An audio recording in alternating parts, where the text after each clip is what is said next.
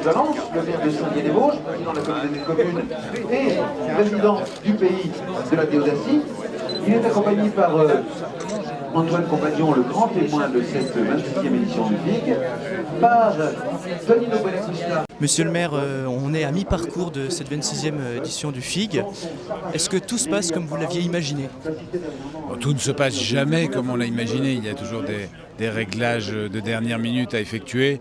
Dans l'ensemble, je peux dire que c'est un beau festival de la vie générale parce que la fréquentation, notamment hier, a été très forte dès le début.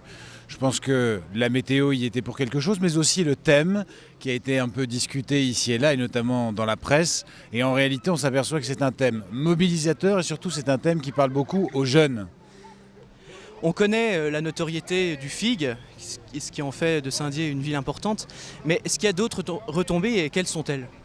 Il y a des retombées économiques évidentes pour ce festival. On est dans un rayon d'à peu près une demi-heure de route. Tous les hôtels sont pleins, tous les gîtes, toutes les chambres d'hôtes. Donc ça fait vraiment vivre tout le territoire. Et puis c'est une occasion pour des touristes venus de la France entière de découvrir notre territoire, des touristes aussi qui viennent d'Europe entière, et peut-être d'en avoir un avant-goût et d'y revenir ensuite. Donc c'est vraiment un outil de promotion de la ville assez extraordinaire. Et puis je dirais que même philosophiquement, ce festival, il faut se battre pour lui, il faut le maintenir, parce que c'est vraiment l'occasion pour beaucoup de personnes de découvrir des sujets dont ils n'ont pas idée, et puis pour les scientifiques de se frotter à un large public, alors qu'ils sont souvent habitués à des cénacles beaucoup plus restreints. Alors, Thalassa a fêté les 40 ans d'existence. Est-ce qu'on peut un jour rêver d'un 40e FIG et célébrer un 40e FIG ici à Saint-Dié ? Il n'y a pas de raison, il n'y a pas de raison. Je ne sais pas si je serai toujours là dans 14 ans. Ça fait 2 septennats, donc c'est relativement long et ça ne correspond pas tout à fait au mandat des élus municipaux. Mais ce que je peux dire, c'est que je souhaite, quels que soient les uns et les autres, quel que soit ce qui peut arriver à cette ville, je souhaite que cette manifestation dure très très longtemps, le plus longtemps possible, parce qu'elle est devenue un outil de fierté pour la ville.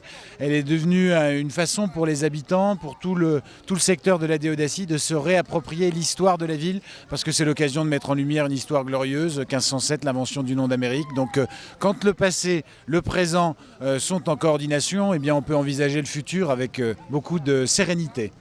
David Valence, dernière question. L'imaginaire en politique, est-ce que ça peut exister ?